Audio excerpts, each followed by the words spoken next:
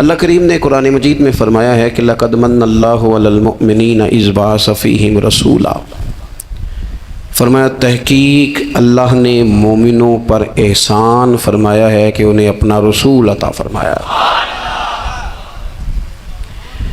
اس کا صرف ترجمہ کبھی بندے کی سمجھ میں آ جائے نا تو سارا میلاد اس کی سمجھ میں آ جاتا ہے۔ صرف اس آیت کا آسان سادہ ترجمہ اگر سمجھ لیا جائے کہ رب کہتا ہے میں نے احسان کیا تم پر، تمہیں اپنا رسول دے دیا ہے۔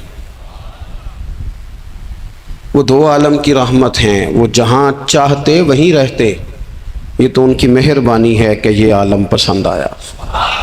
نبی پاک صلی اللہ تعالیٰ علیہ وسلم ہمارے اوپر رب کا سب سے بڑا احسان ہے، اور اللہ تبارک و تعالیٰ نے سسکتی، تڑپتی، بے چین، پریشان، تکلیف میں مبتلا اپنی مخلوق پر رحم فرمایا اور رسول کریم عطا فرمائے۔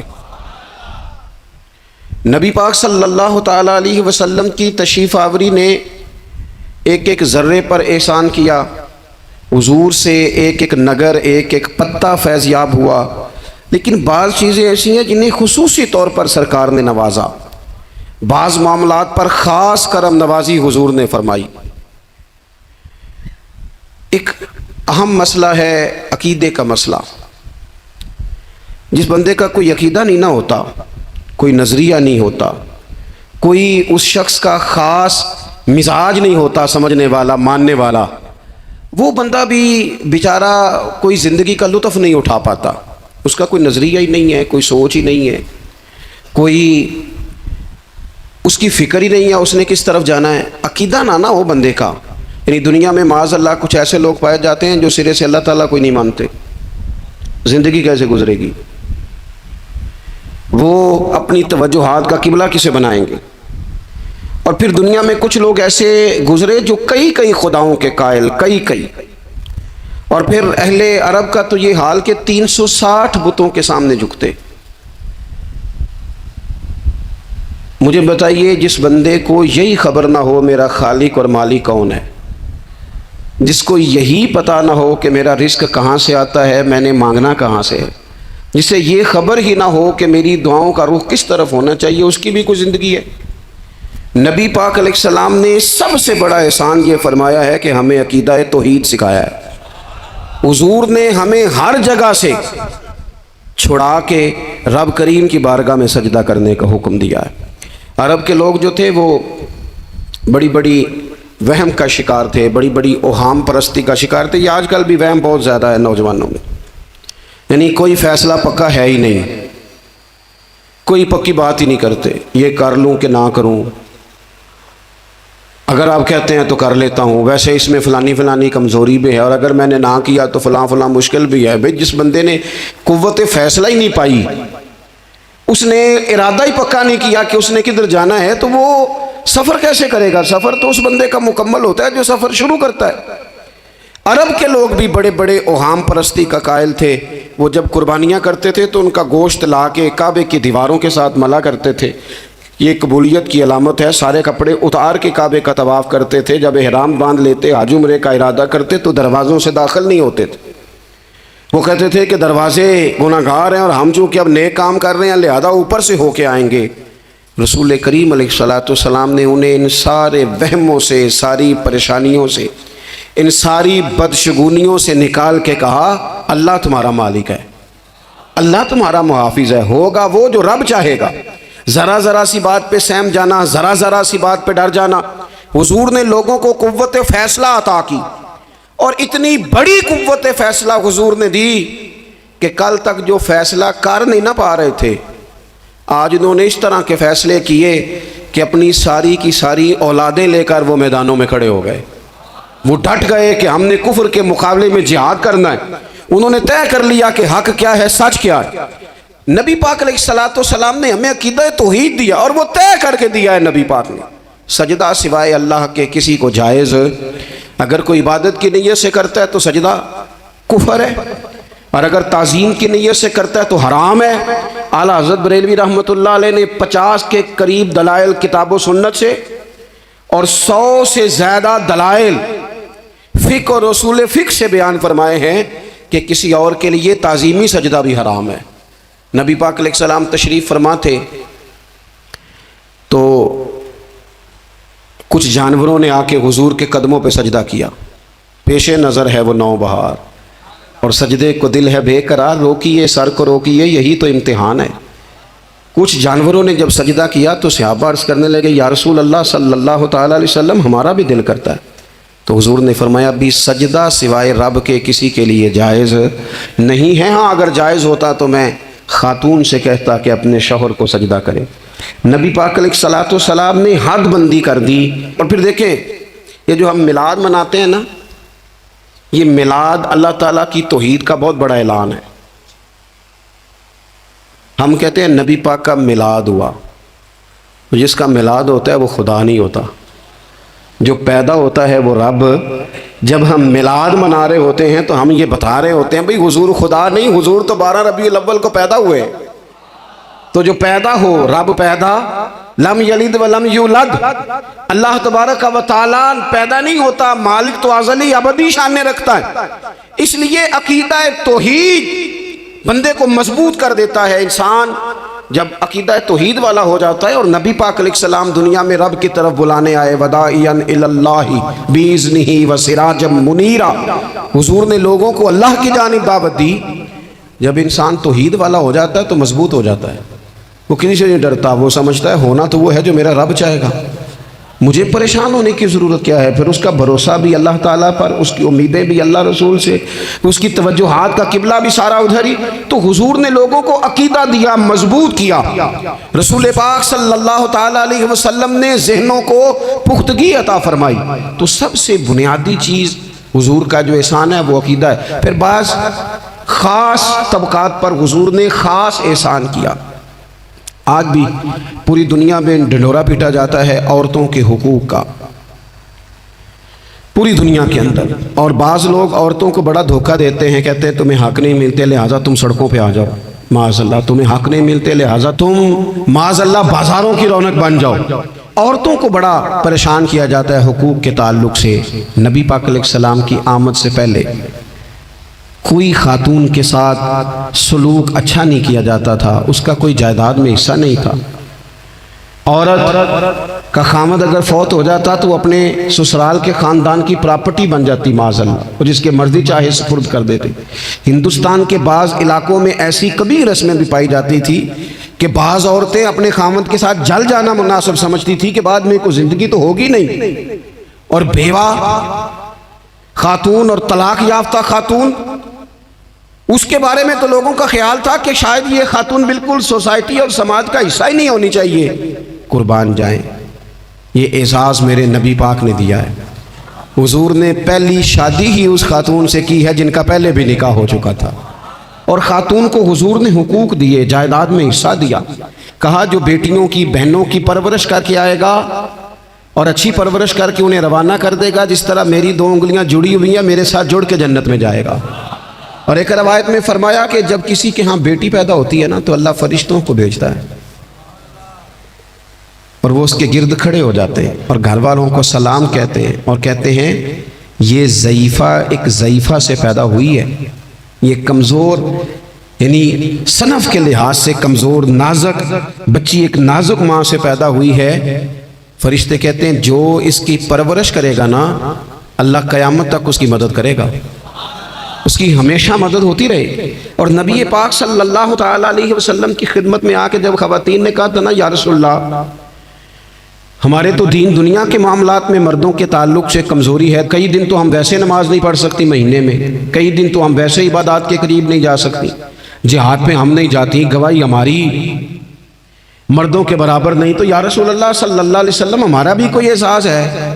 تو حضور نے فرمایا جب کوئی خاتون حاملہ ہوتی ہے نا تو اللہ اسے اتنا ہی ثواب دیتا ہے جتنا جہاد کرنے والے کو ثواب دیتا ہے، اور جب بچہ پیدا ہوتا ہے تو اللہ تعالیٰ اسے شہادت کا درجہ عطا کرتا ہے، اور جب وہ بچوں کو دودھ پلاتی ہے تو رب اسے غلام آزاد کرنے کا ثواب عطا کرتا ہے۔ ایک دفعہ نا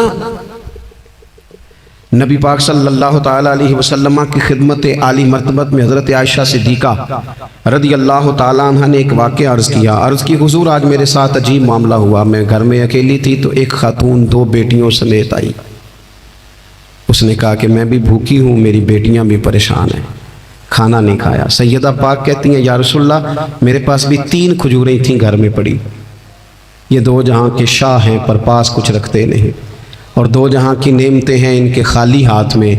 فرماتی ہیں وہ 3 کھجوریں میں نے ان 3 ماں بیٹیوں کو دے دی۔ ماں نے پہلے ایک کھجور دونوں بیٹیوں کو دی، پھر بچیاں وہ کھجور کھا کے ماں کی طرف دیکھنے لگی، تو جو کھجور ماں کے پاس تھی اماں نے اس کے بھی 2 حصے کر کے بیٹیوں میں بانٹ دیے۔ حضرت عائشہ عرض کرنے لگی یا رسول اللہ میں نے یہ بڑا نرالا رنگ دیکھا ہے، ماں کا اپنے بچوں سے پیار کا انداز۔ تو حضور نے کیا فرمایا؟ نبی پاک علیہ الصلوۃ والسلام فرمانے لگے سن پھر اللہ تعالیٰ نے اس عورت پر جنت کو واجب کر دیا ہے۔ فرمایا اللہ نے اسے جہنم سے دور کر دیا جو بیٹیوں کے معاملے میں آزمایا گیا، اور جس نے پھر ان کے ساتھ اچھا سلوک کیا۔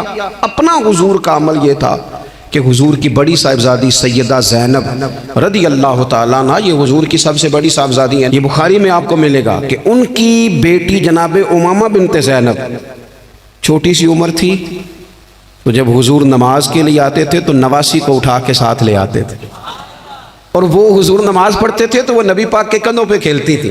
حضور نے عملاً بیٹیوں سے پیار کرنا سکھایا، بیٹیوں سے محبت کریں، بیٹیوں سے پیار کریں۔ بیٹیاں بڑی خیرخواہ ہوتی ہیں، بیٹیاں ماں باپ کی بڑی وفادار ہوتی ہیں، بیٹیاں بڑا خاص تعلق رکھتی ہیں۔ جوانوں آپ سے بھی کہوں گا بہنوں کی طرف توجہ رکھیں، جو کسی کی بہن آپ کے گھر ہے اس کا بھی خاص احساس کریں، وہ بھی کسی کی بہن ہے، لیکن اپنی بہن کے ساتھ بھی خاص نسبت کا تعلق قائم رکھیں۔ رشتوں میں اعتدال ہونا چاہیے۔ اس صنف کو نبی پاک علیہ السلام نے خاص کر کے نوازا ہے، اور ہمارا بھی ان کے ساتھ خاص رشتہ ہونا چاہیے۔ اسی طرح کا معاملہ یتیموں کے ساتھ ہے، کمزوروں کے ساتھ ہے۔ دیکھو آج نا ہمارے ہاں کمزوروں، غریبوں، مسکینوں، یتیموں کی مدد تو کی جاتی ہے، لیکن انہیں لوگ اپنے ماحول کا حصہ نہیں بناتے۔ یعنی کبھی گئے تو غریبوں میں آٹا بانٹا ہے، کبھی گئے تو غریبوں میں جا کے کپڑے تقسیم کر رہے، کبھی گئے تو غرباء کو کچھ وقتی طور پر کچھ ضروریات زندگی دے دی، کبھی عیدیاں بانٹ دی، کبھی سیلاب زدگان میں چلے گئے۔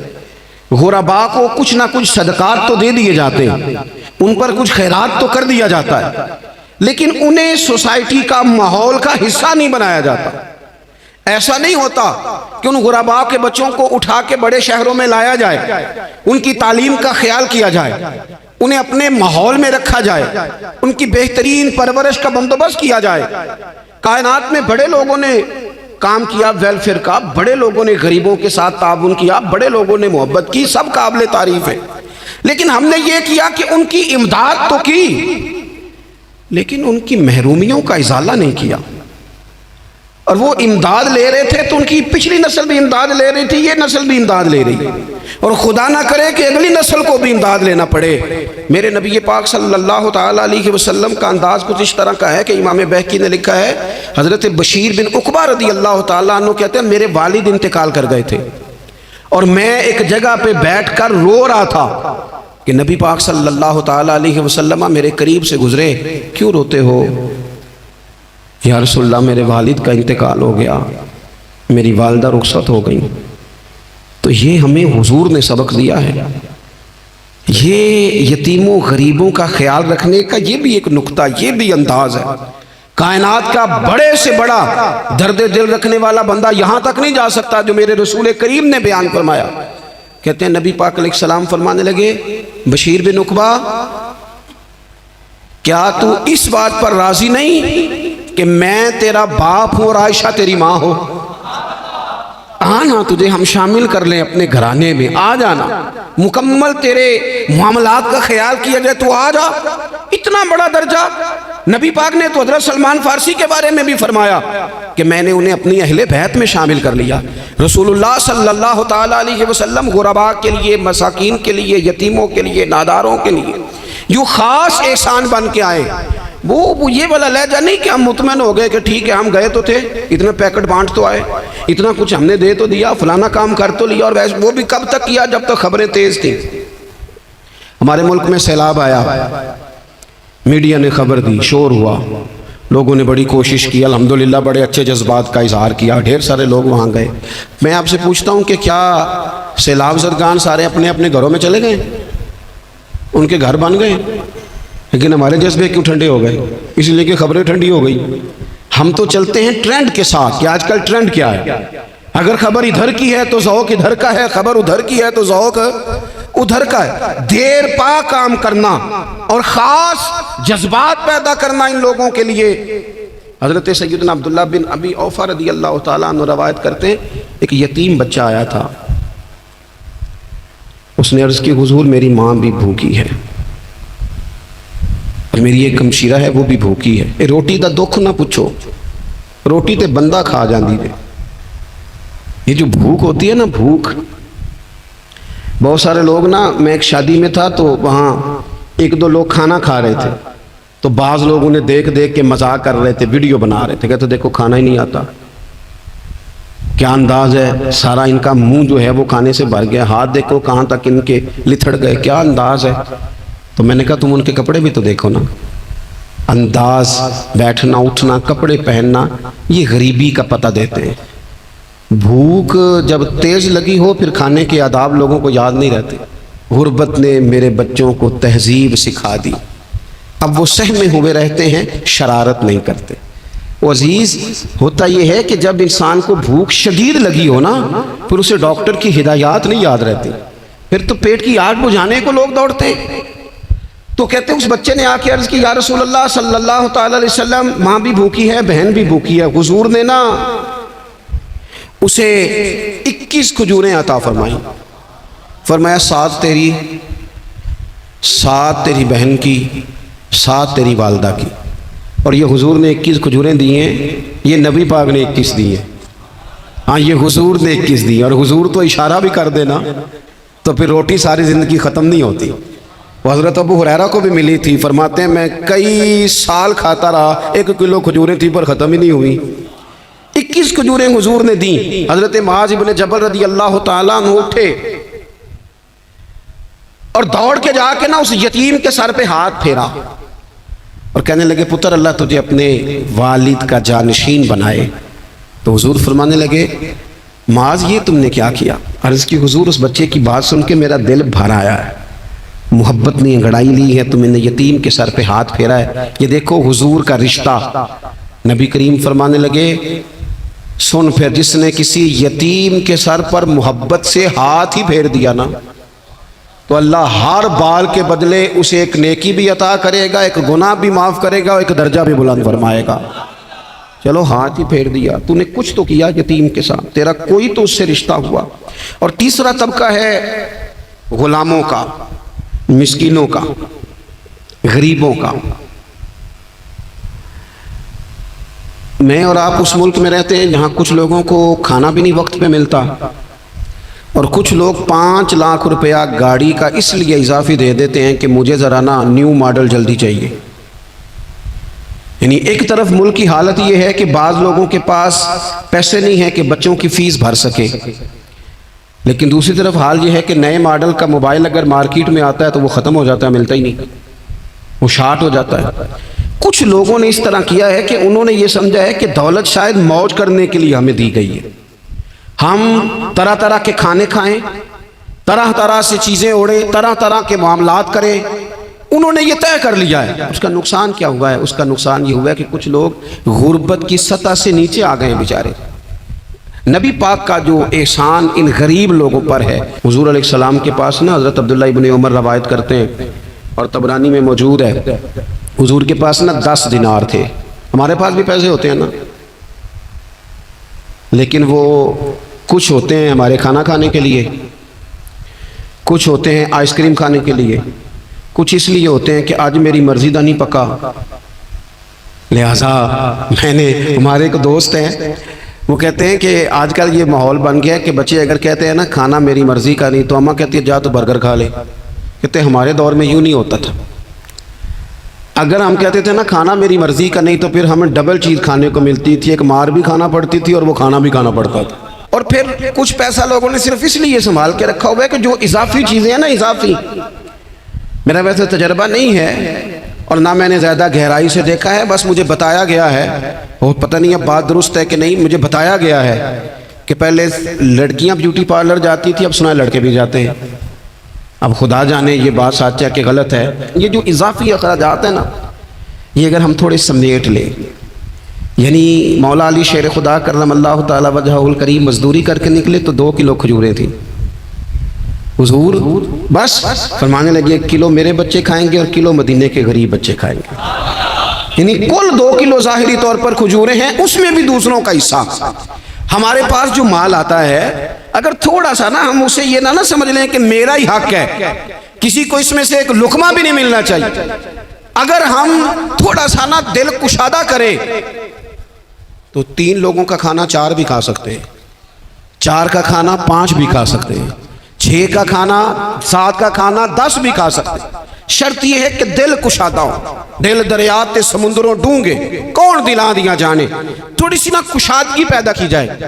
حضرت عبداللہ ابن عمر کہتے ہیں نبی کریم علیہ السلام کے پاس نا 10 دینار تھے، ویسے تو کائنات ہی میرے نبی کی مٹھی میں ہے، لیکن ظاہری طور پر 10 دینار تھے۔ حضور ایک دکان پہ گئے، 4 دینار کا حضور نے ایک جوڑا خریدا، کپڑے خریدے، وہ قمیض حضور نے پہنی تو ایک انصاری آگے بڑھ کے عرض کرنے لگے حضور میرا بڑا دل کر رہا ہے، یہ مجھے نہیں دے دیتے آپ؟ تو حضور خوش ہو گئے، یہ میرے محبوب کا دروازہ ہے کہ جب کوئی مانگتا ہے تو حضور خوش ہو جاتے ہیں۔ نبی کریم سے مانگا اس شخص نے تو حضور خوش ہو گئے، اور محبوب نے وہ کرتا وہ کپڑے اتار کے اس انصاری کو عطا کر دی، اور 4 دینار کے اور خرید لیے، باقی بچے 2 دینار۔ نبی کریم وہ لے کے نکلے، رخصت ہوئے گھر جانے کے لیے، تو رستے میں خاتون کو روتے ہوئے دیکھا، حضور رک گئے، فرمایا کیوں رو رہی ہو؟ عرض کرنے لگی یا رسول اللہ صلی اللہ تعالی علیہ وسلم میں فلاں آدمی کی کنیز ہوں، نوکرانی ہوں، اس نے آٹا لینے بھیجا تھا 2 دینار کا، وہ 2 دینار گم ہو گئے، حضور نے 2 دینار اسے عطا کر دی، وہ دیے تو پھر رو رہی تھی، فرمایا اب کیوں روتی ہو؟ کہنے لگی یا رسول اللہ ڈرتی ہوں دیر بڑی ہو گئی یا مار ہی نہ پڑے۔ تو حضور نے فرمایا چل نہ میں تیرے ساتھ چلتا ہوں۔ حضور ان کے گھر گئے، وہ اہل ایمان کا گھر تھا جن کی وہ کنیز تھی، جا کے کہا السلام علیکم، اندر سے جواب ہی نہیں آیا، پھر فرمایا السلام علیکم، کوئی جواب ہی نہیں آیا۔ محبوب کا طریقہ مبارکہ تھا 3 دفعہ دستک، پھر واپسی، تیسری دفعہ کہا السلام علیکم تو وہ سارے بول پڑے وعلیکم السلام یا رسول اللہ، حضور ماں باپ قربان۔ تو حضور فرمانے لگے میں نے پہلے بھی 2 دفعہ سلام لیا، بولا کوئی نہیں، کہا یا رسول اللہ اپنے نصیب تھے نا کہ ہم پہ سلامتیاں بھیج کون رہا ہے، ہم نے سوچا ذرا 3 دفعہ مل جائے سلامتی، ذرا مل جائے نا، حضور سلامتی بھیج رہے ہیں تو آتی رہے نا۔ تو محبوب کریم علیہ السلام فرمانے لگے یہ تمہاری کنیز وہاں کھڑی رو رہی تھی، اس بیچاری کے 2 دینار گم ہو گئے تھے، اسے دوبارہ سامان لاتے کچھ دیر ہو گئی، اس پر سختی نہ کرنا، مارنا نہ۔ غلام کہنے لگے حضور اس خاتون کے قربان جائیں جو ہمارے کریم رسول کو ہم جیسے غریبوں کے گھر تک لے آئی ہے، مارنا کیا، ہم اسے آزاد کرتے ہیں، یہ آزاد ہے اللہ کی رضا کے لیے۔ یہ دیکھو یہ میرے نبی پاک کا انداز ہے۔ حضور نکلے تو جناب عبداللہ ابن عمر فرماتے ہیں رسول کریم فرمانے لگے شکر ہے اللہ تعالیٰ کا، 10 دینار تھے، ایک انصاری نے بھی قمیض پہن لی، میں نے بھی قمیض پہن لی، اور رب نے کنیز کو آزاد بھی فرما دیا۔ یہ انداز ہمیں نبی کریم نے دیا ہے کہ ہم اپنے دولتوں میں، اللہ کی عطاؤں میں غرباء کو، قریبیوں کو، رشتہ داروں کو، بہن بھائیوں کو تھوڑا شریک کر لیں، تاکہ وہ جو آسودگی اللہ نے ہمیں دی ہے اس میں سے دوسروں کو بھی کچھ نفع ملے۔ اور ایک بات آخر میں آپ کی خدمت میں یہ عرض کرنی ہے کہ جو زیر دست لوگ ہوتے ہیں نا، غلام، ملازم، نوکر، آپ اپنی زندگی کے مسائل دیکھ لیں، جن لوگوں کے پاس لاکھوں آتا ہے کبھی ہزاروں آنے لگ جائے تو پریشان ہو جاتے ہیں، تو جن کے پاس صرف سینکڑوں ہوتے ہیں، تو ایسا تو نہیں کہ آپ ہی ٹینشن میں ہیں اور آپ ہی کو غصہ آتا ہے، وہ بیچارہ کبھی نوکر بھی تو ٹینشن میں ہو سکتا ہے نا، ملازم کو بھی تو کبھی ٹینشن ہوتی ہے نا، اس کے ساتھ بھی تو مسائل وابستہ ہے نا۔ حضرت سیدنا ابو مسعود انصاری رضی اللہ تعالیٰ عنہ بیان کرتے ہیں کہ مجھے اپنے غلام پہ غصہ آیا تو میں اسے مار رہا تھا، نبی کریم تشریف لے آئے، حضور نے ایک جملہ کہا تو میں رو پڑا، حضور فرمانے لگے جتنا اختیار تجھے اس پر حاصل ہے نا، اس سے کہیں بڑھ کر رب کو تیرے اوپر اختیار حاصل ہے، لہٰذا اللہ سے ڈر، اس کے معاملے میں اللہ سے ڈر۔ اور پھر حضور تو صرف غلام نہیں، جانوروں کے حق تک کا خیال فرماتے۔ ایک جگہ تشریف لے گئے تو اونٹ آپ کے پیروں پہ سر رکھ کے رویا، نبی کریم نے اس کی پشت پہ ہاتھ پھیرا، فرمایا اس کے مالک کو بلاؤ نا۔ جب وہ آیا تو کیا ارشاد فرمایا؟ فرمایا تو اس کے معاملے میں اللہ سے نہیں ڈرتا؟ اس نے شکایت کی ہے کہ تو اس کی طاقت سے زیادہ بوجھ ڈالتا ہے، چارہ اور پانی بھی وقت پر نہیں دیتا۔ یہ حضور کے احسانات ہیں، ہمیں ان احسانات کا خاص خیال رکھنا چاہیے۔ اور یہ جو ایام ہے عید میلاد النبی کے، ان ایام میں بالخصوص ہمیں غریبوں کے ساتھ، یتیموں کے ساتھ، بیواؤں کے ساتھ، مساکین کے ساتھ، لاچاروں کے ساتھ اس لحاظ سے زیادہ مدد کرنی چاہیے کہ میرے رسول پاک انہی کے لیے تو زیادہ رحمت بن کے آئے، انہی کا تو محبوب نے خیال زیادہ فرمایا، انہی کے بارے میں تو ہمیں تلقین زیادہ فرمائی۔ وہ اپنے پرائے کا غم کھانے والا، مرادیں غریبوں کی برلانے والا، مصیبت میں غیروں کے کام آنے والا، وہ نبیوں میں رحمت لقب پانے والا۔ تو نبی پاک علیہ السلام کے غلاموں، یہ ہمیں سیکھنا ہے، اس پر ہمیں عمل کرنا ہے۔ اللہ کریم کی بارگاہ میں دعا ہے اللہ ہماری حاضری کو قبول فرمائے۔ آخر دعوانا ان الحمدللہ رب